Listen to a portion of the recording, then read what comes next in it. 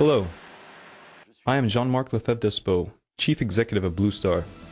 I'm going to present Bluestar Forensic, a new product designed for crime scene technicians to highlight latent blood stains.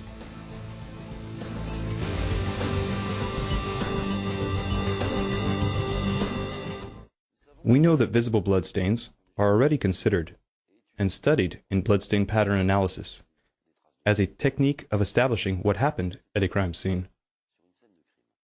However, people who commit bloody murders often clean the scene in an attempt to hide the evidence. So it is essential for criminal investigators to be able to use blood detection products that can highlight latent blood stains. There are two types of products for this task. One is a catalytic reaction with hemoglobin or its derivatives. The second is a chemical link with blood proteins. Due to their wide range of applications, luminol-based products are the most commonly used tools in the world today. The luminol molecule in an alkaline medium reacts by oxidoreduction on the ferrous ion of hemoglobin. Its first uses in forensic science was by Albrecht and dates from 1928. In 1991, an American scientist named Cox established the principles that specify how a chemical product should be used at a crime scene. Adequate sensitivity, a high degree of specificity. The products must be harmless to the user, simple to use, easy to apply, and permit fast results at a crime scene. Taking Cox's principles as a basis, we have developed Bluestar Forensic in cooperation with the Criminal Research Institute of the French National Gendarmerie and the National Scientific Research Center, represented by Professor Loic Blum. Bluestar is a new luminol-based formula. The luminous reaction obtained from a trace of blood is stronger and lasts longer. It offers greater sensitivity than the other luminol-based products. Luminol is relatively specific to blood. However, it generates a number of false positives that we are going to show you. This means crime scene technicians will be able to eliminate many false positives with little training. You will now learn about the different ways of using Bluestar Forensic at a crime scene.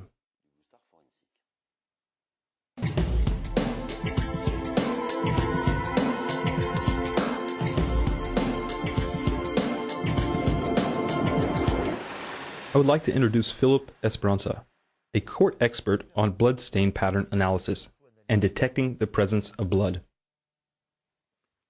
Hello, Jean-Marc. We are going to deal with a crime scene and show how to use Bluestar Forensic to detect latent traces of blood. So, here is the crime scene. First, we must ensure that all of the techniques used at the crime scene have already been applied. In other words, searching for fingerprints and anything useful in determining what happened. Fibers, fingerprints, all the visible evidence. Yes, exactly. All of the visible evidence must be removed before Bluestar Forensic is used. So now we're going to reveal all the invisible traces of blood. The entire crime scene has been processed by technicians who are experts in different fields. We are sure that everything has been done. We can now use Bluestar Forensic.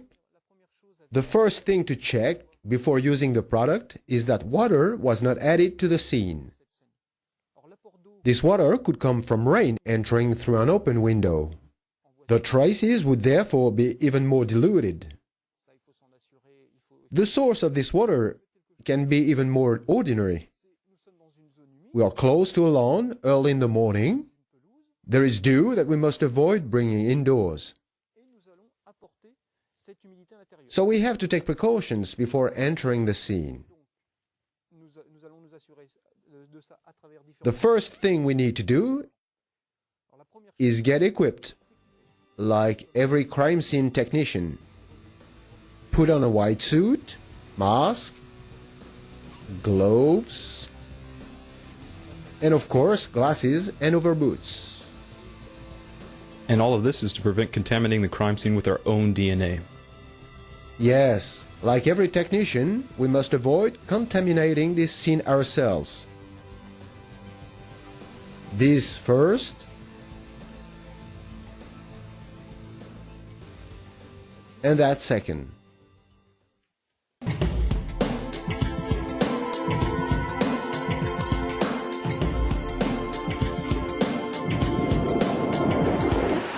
So the first thing we need to do is visit the scene together that we are going to treat. The protocol to follow is always to move from the furthest point towards the exit to avoid walking in the area that has already been processed. We should not alter sites that we are going to deal with later. So we should first treat the floor and then come back to process the other surfaces. Yes, you must always start with the floors. We treat the floors while following the protocol I have just explained. When we have finished these floors, we can enter the scene again to process what is known as the vertical surfaces, walls, side of cupboards, doors, etc. And depending on what happened at the crime scene, we may have to process the ceiling afterwards. Even the ceiling. Yes. Let's begin by examining the site layout to find out how we are going to treat this scene with Bluestar Forensic. Where do we start? If we are only treating this room, we can start with one of the furthest points. Okay. We can decide, for example, to begin with one of these two corners and then move towards the door. Okay. Okay, I understand. Let's see what we can do now. We are going to process the entire crime scene. Even if traces amounts of blood are more likely to be found in one spot than another, we should not leave anything out.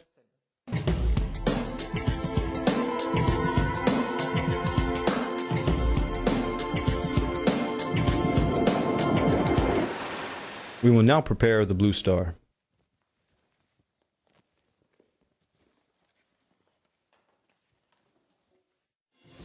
Here is the Bluestar Forensic kit we are going to prepare. This kit contains instructions on how to prepare and safely use the product.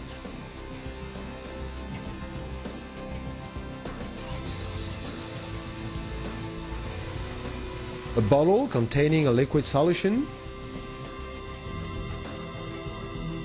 which is the luminescent solution, and a packet containing the 3 tablets that will activate the solution in the bottle. The security band shows that the bottle has not been used before.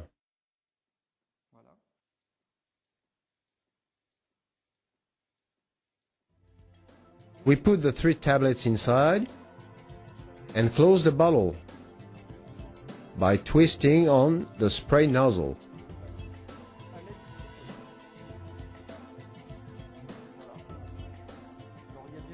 We must wait a while to let the tablets dissolve in the bottle. And during this interval, we will block off all of the sources of light at the scene. Just a few minutes. Yes, it's very short. Let's use this waiting time to block off the windows. This is very simple when there are blinds. You simply close them and see if the semi-darkness is adequate. One of the advantages of Bluestar Forensic compared with other luminol-based solutions is that it does not need pitch darkness. Mere semi-darkness is quite sufficient to see Bluestar's reaction, which is much stronger than the reaction of other luminol-based solutions on the market.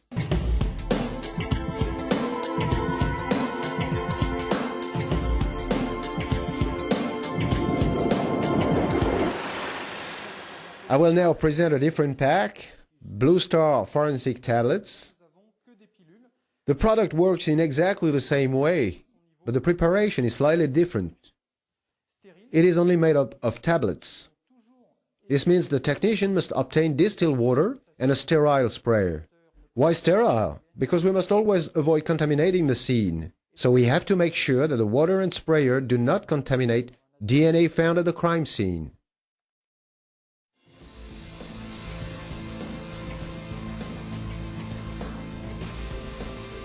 The container holds 4 packets.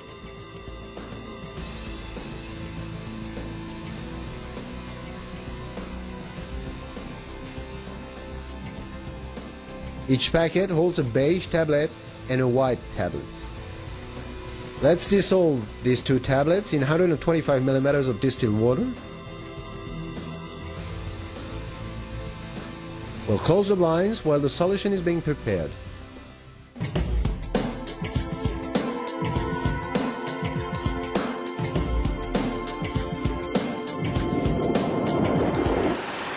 We can now begin to process the scene.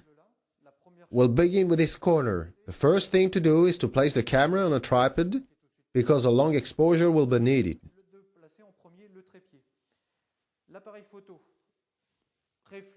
It does not matter whether the camera is a silver film or a digital camera. What is important is that we can have a long exposure or a B exposure. The parameters for the photo shot are as follows. Set the exposure time to 30 seconds. The technician can decide to reduce this time later. The aperture, maximum, most frequently 2.8. At 2.8, you are certain of taking a successful photograph. Afterwards, with a little practice, you can reduce this slightly, but 2.8 is best for a start. To sum up, 2.8, 30 seconds and a tripod are the important features. The lens is not important. The disadvantage of a double photo is that there is constant alternation. Light or a flash is used for the photograph, and then there is a complete semi-darkness to see the luminous reaction. The drawback is that this alternation between strong light and darkness is very tiring for the technician's eyes. They will find it even more difficult to finish their investigations if the zone is large, like a complete house, for example. This is why it is easier to take just one photograph. The technician will not be as tired and can process a much larger zone without great difficulty and in less time.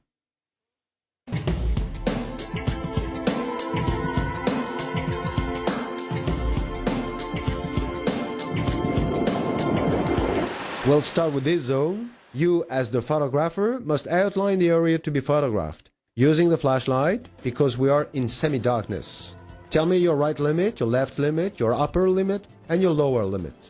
So, here's my left limit. Okay. And here is my right limit. Okay. So then, now here's my upper limit, and here is my lower limit. I am the sprayer. I know the zone that will be sprayed, so I only spray in this zone. This is one of Bluestar Forensics' advantages. We can work in a darkened environment without actually being in total darkness. This allows the technician to move around without bumping into anything. The picture taken with the parameters just mentioned will allow us not only to see the reaction, but also the environment and objects in which the reaction takes place. Are you ready to photograph? I will begin to spray, and as soon as you see a reaction, activate the camera with an exposure lasting 30 seconds. Is there a special setting for the nozzle? Yes, this sprayer is equipped with an adjustable nozzle that allows the finest possible spray. We must avoid a jet stream which will not only propel a lot of product, which is unnecessary, but also dilute the blood. There is no point in spraying continually. It's up to the technician to respray when he sees the reaction declining, so that the luminescence stays strong enough to print the film correctly. With the previously stated parameters, the photograph highlights not only the reaction, but also the presence of the chair and the different features of the environment surrounding the reaction. We have a digital camera here, but we would get the same results with a silver film camera.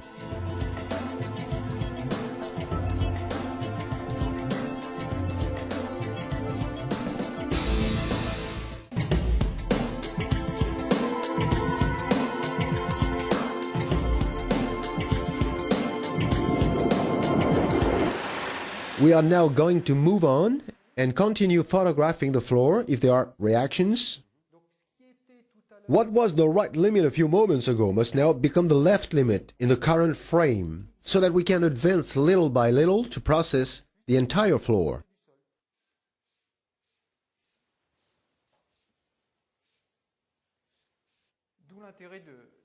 The blood stains were not visible, which is why we are using this product. But the value of proceeding, as we have just done, is that we can see they have a specific shape, which will certainly be useful for the person doing the bloodstain pattern analysis afterwards. The shape of the bloodstains will certainly tell us what was used to clean the scene. If it was a sponge, we can determine its characteristics, so we can identify which tool was used to clean. For example, a brush.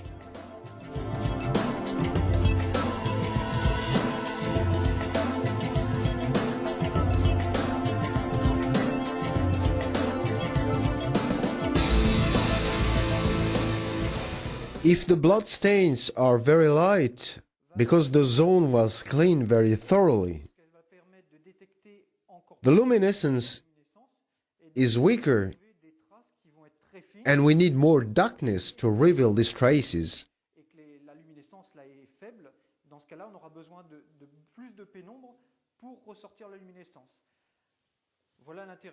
But it's good to have a compromise between this semi-darkness and a little light, because it is always essential to be able to create a photograph of both the luminescence itself and the zone where it was discovered.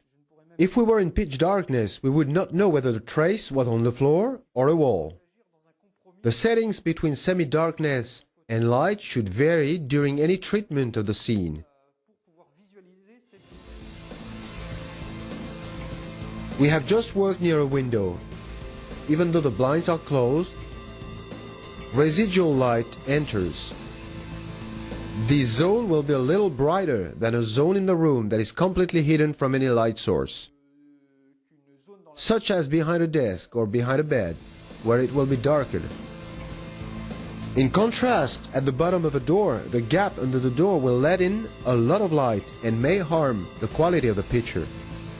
These light and dark adjustments must be made throughout the course of the scene.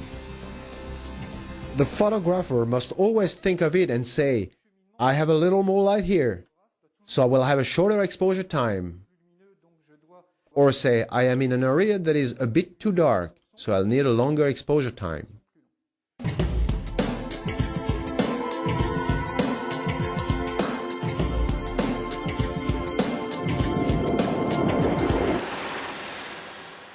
So Jean-Marc, I don't know if you can see it because it's very light. But there, just on the edge of the wall, we see a reaction that is not only weak, but also very fleeting. The reaction appears and disappears immediately. This reaction is typical of a false positive for this product. By false positive, I mean that there is a reaction, but it is not a reaction with blood. Is it visible on the photo? Yes. This type of reaction is quite frequent in houses because it is a reaction to household bleach. When the bleach is fresh, the reaction is very strong and it acts a bit like a flash, so it's very fleeting. There is a strong reaction that disappears immediately. If the bleach was added several days ago or when it is quite dry, the reaction is not as strong, but it stays very fleeting. Whereas on blood, the reaction lasts at least 30 seconds or even up to 2 minutes. When we see this false positive with bleach, we have a reaction that really only lasts for an instant. The technician who sees this type of reaction should not take a sample because he already knows that it is a false positive, thereby saving time and not submitting a useless DNA sample to the laboratory. The reaction is much lighter on old household bleach that is already dry and which has been deposited for at least 1 hour. It's even more bluish than really blue, which is the color you get with blood. Jean-Marc, I have soaked the cloth with fresh bleach. I have just put it on top and I will show you the reaction. Did you see that? It's a really fleeting, very strong reaction, which stops immediately, whereas it lost with blood. This is the big difference, and this is why it's really easy for a technician not to confuse a bleach false positive with a blood reaction. We already see this Milky Way aspect, brilliance. As an anecdote, I have even had blood mixed with bleach on a carpet and been able to tell the difference between a reaction to bleach and a reaction to blood. So I only took a sample at the location where I believed there was blood. I blocked off all of the reaction areas which I believed were false positives for bleach. DNA was then found later during the DNA analysis. This is why it is useful to set up your camera first and to take the photograph during the first spray, because the product may run. If there was a specific shape, as we were able to see elsewhere, it would deteriorate because of being sprayed too many times.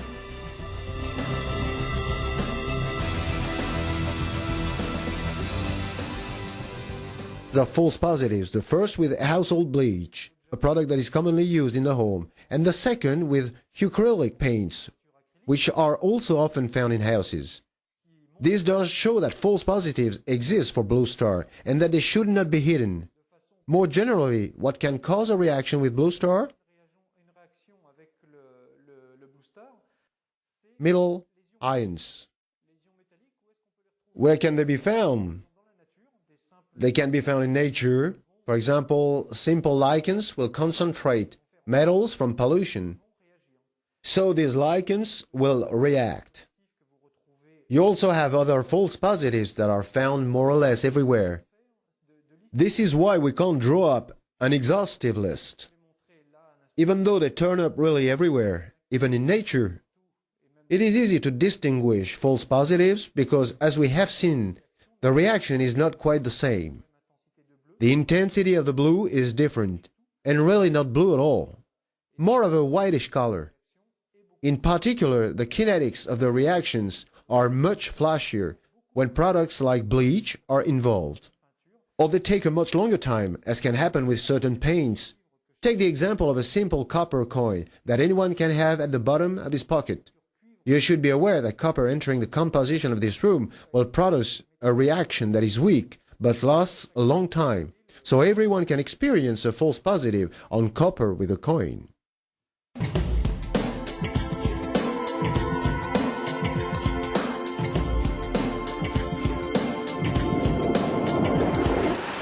Once you are certain that the picture of the reaction obtained is well taken, you have to sample the revealed trace to get the genetic profile.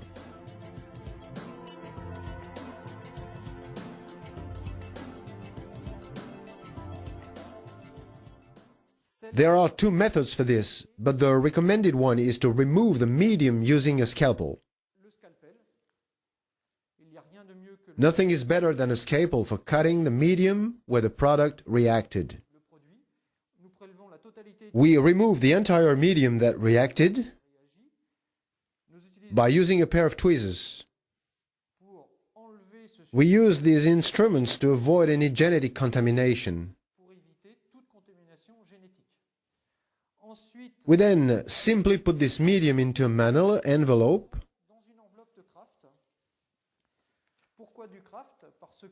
Which, by its very nature, has the advantage of not generating removal molds.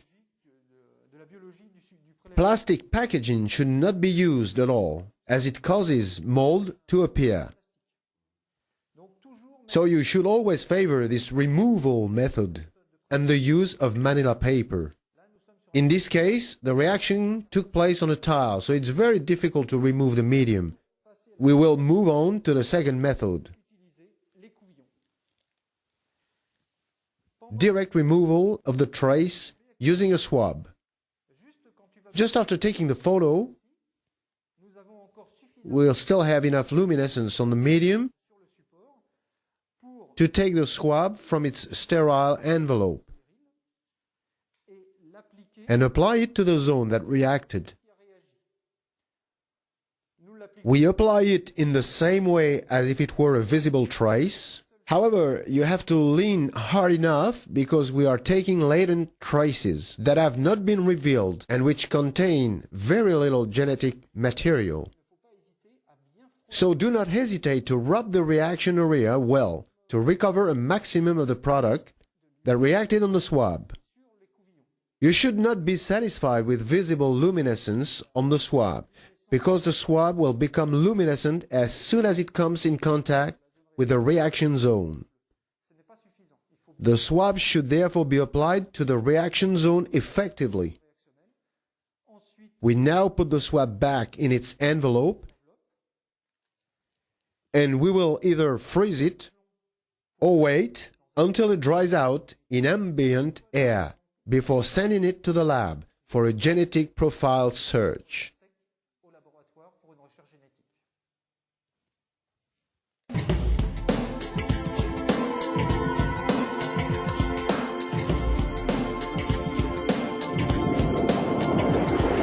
Now that we have finished with everything related to the floor surface, let's move on to vertical surfaces. We should always remember that we will also reveal the shape of the traces. So to avoid destroying this shape, it is preferable to change the type of sprayer, or even to change the product. We'll no longer use the pump spray that we just used. We'll use an aerosol, a spray gun, that we'll find with another solution, Bluestar Forensic Magnum. The box contains the instructions, the bottle of solution, and the tablets. I'll put the 3 tablets in the spray gun container and add the solution.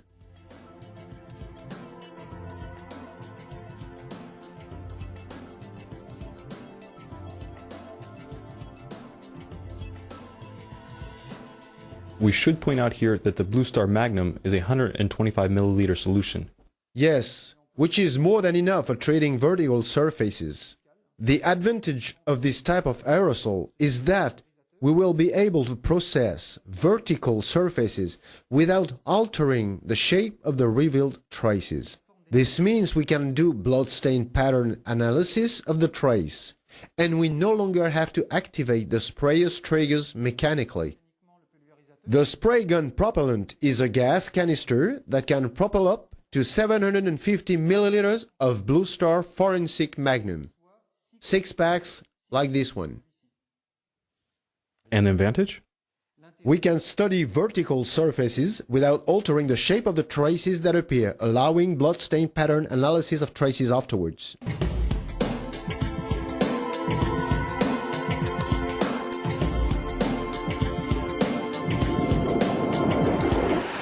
So now we have finished treating the floors. We'll now move on to vertical surfaces. So we will change sprayers. We will now use the spray gun, which allows us to avoid diluting the blood, as I have just said. We can begin with this surface, here. We'll get into the dark and I will spray.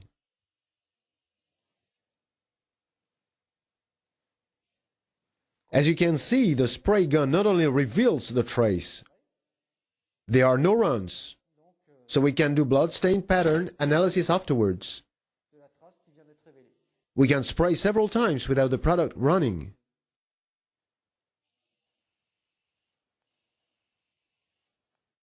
We've just seen a reaction on a vertical surface. As you can see, the spray gun not only reveals the trace, there are no runs, so we can do bloodstain pattern analysis afterwards.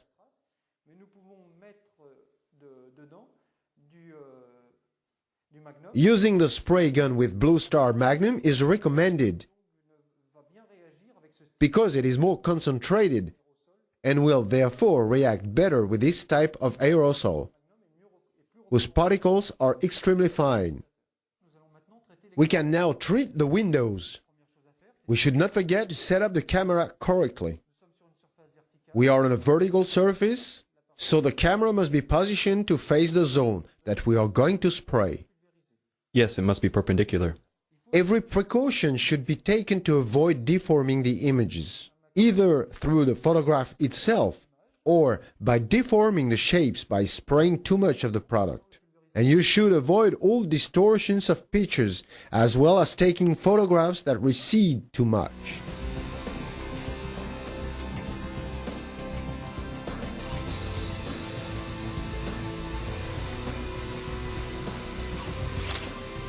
Even on a window, the spray gun used with Bluestar not only allows us to see the reaction, but it also prevents runs.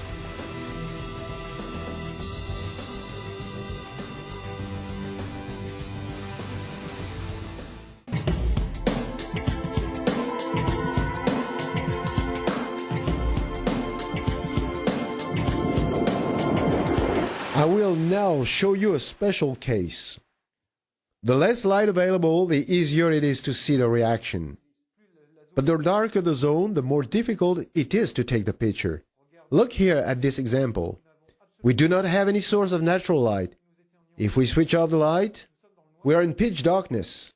So here the luminescence will be very visible, but it is impossible to take a good photograph. So we will help ourselves by using a simple small torch that lets us add light. I will just light this torch and direct the beam at myself. No light appears in the zone when I hold the flashlight against myself. But the more I take it away from my body, the more incidental light there is in the zone. This means I will have adequate residual light for the photo to be taken correctly. This is how we will work now. I'll begin by turning on the flashlight because it is easier to see your environment. Have you set up?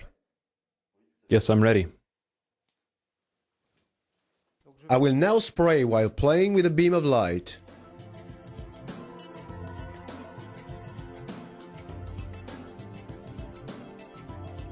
As you can see, the reaction remains visible, and I alter the position of the flashlight to bring a little residual light onto the zone, although without really lighting it directly. I'm only moving the torch away from my body.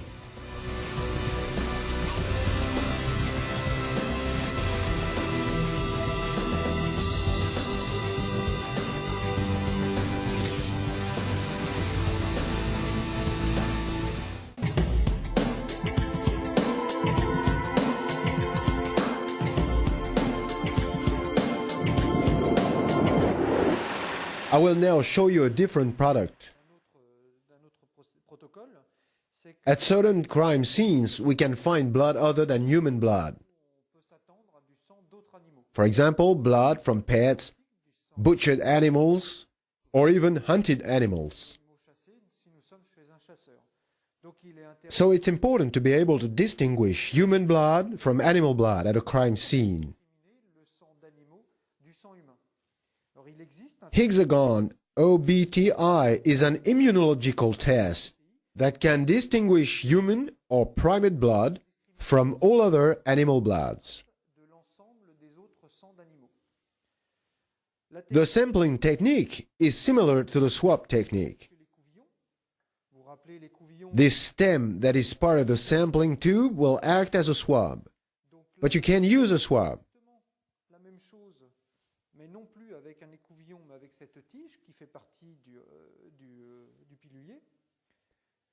I have rubbed the luminescent zone well.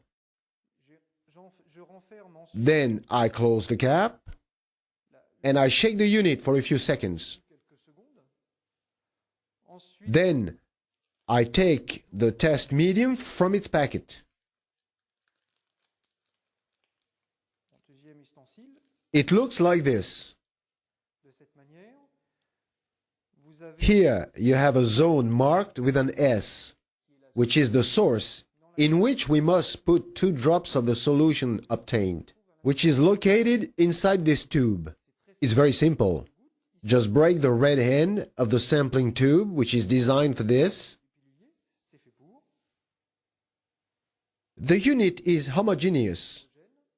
We place exactly 2 drops of the carrier liquid in the round zone marked with an S.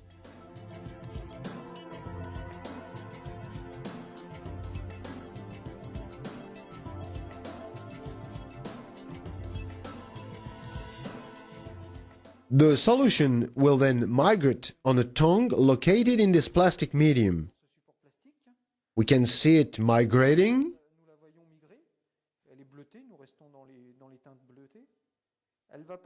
It will pass in front of a window. A C and a T are marked in this window. You can see the bar that appears before the control C here, which means the test worked correctly.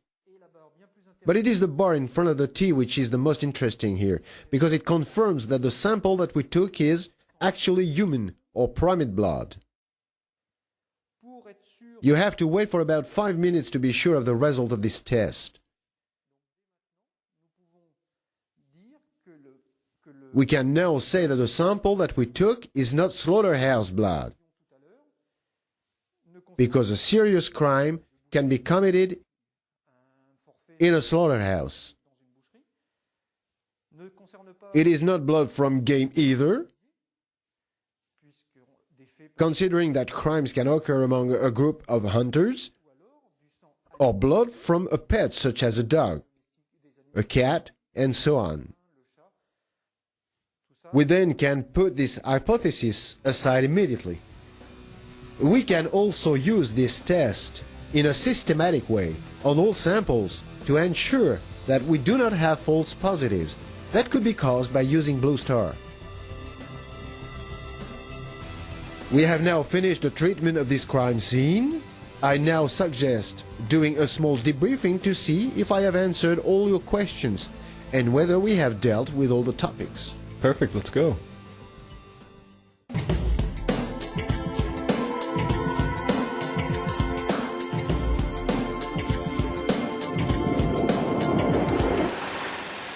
Well, Philip, after showing Bluestar Forensics different applications and operating modes, we'll go back over the most important aspects of its use. First, I think you should tell us about quality assurance. Yes, of course. This product is not used just any time. All of the other searches for clues or evidence must be done before. It should be understood that this technique should only be used after all of the searches that can be done at a crime scene. I think that it should also be said that you need to do a positive and negative product reaction test before any of the revelations. Yes, of course. Because we're going to have a solution with a manufacturing problem which would result in the product not working.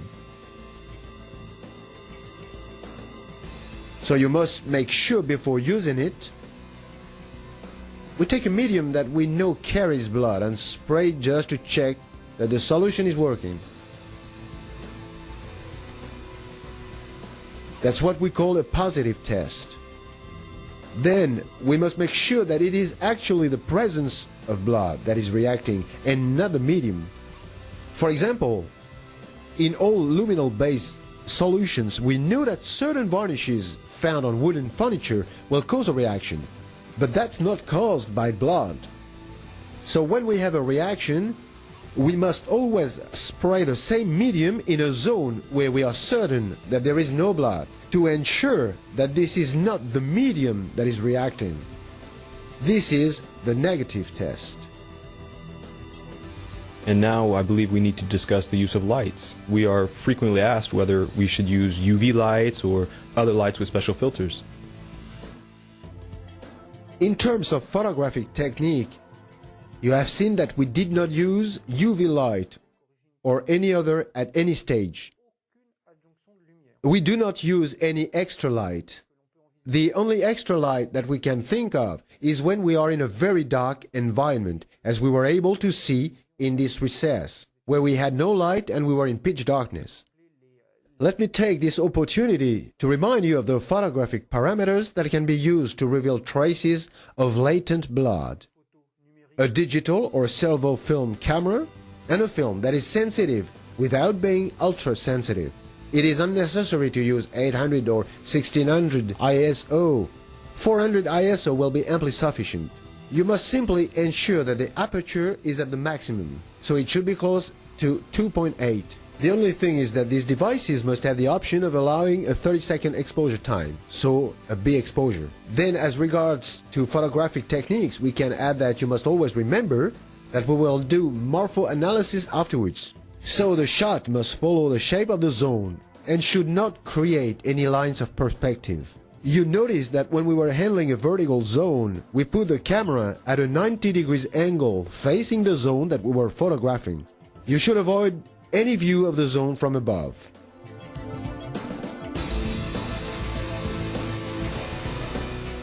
Can we reveal traces of blood on all types of materials?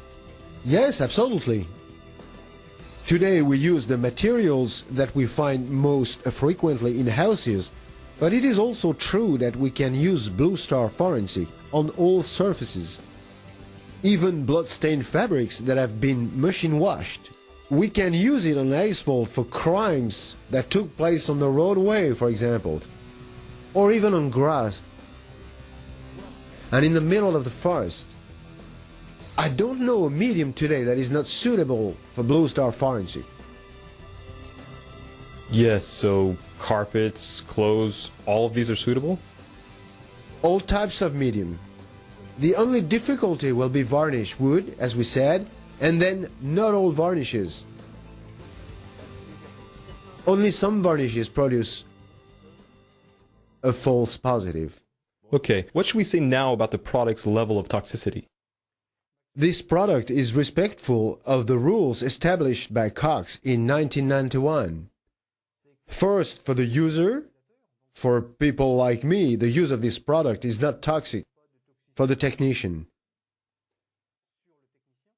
we cannot ignore the fact that some components of the product can be toxic, but at concentrations which are much higher than those found in the product.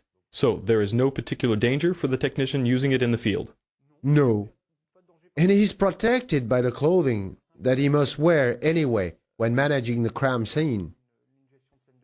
No need for an extra protection, nothing more than what he wears usually on a crime scene.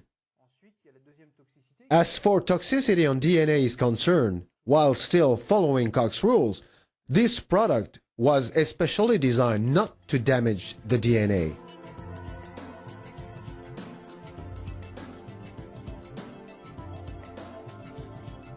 Now, let's summarize by first presenting the products that we manufacture. The first product presented, the Bluestar Forensic Kit. This is a product that has existed since 2002. The Bluestar Forensic Kit is ready to use. Absolutely nothing else has to be brought to the site. The Bluestar Forensic Tablets product is much lighter. It has to be mixed with distilled water in a spray. These are not supplied. We also have the Bluestar Forensic Training, a product intended exclusively for police training. It is very inexpensive. However, it absolutely must not be used at crime scenes because it destroys DNA. Bluestar Forensic Magnum has the same formula as the Bluestar Forensic Kit and tablets. It is simply more concentrated for greater reactivity. Then we have the products that we distribute without being the manufacturer. The spray gun, we have just seen that its fine vaporization made it possible to obtain good revelations without the product running. This is very important for the photography and morphoanalysis.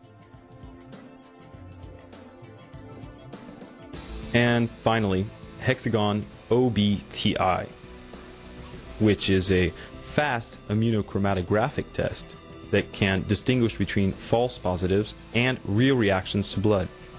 It also distinguishes between animal blood and human blood as soon as a trace of what is thought to be blood appears.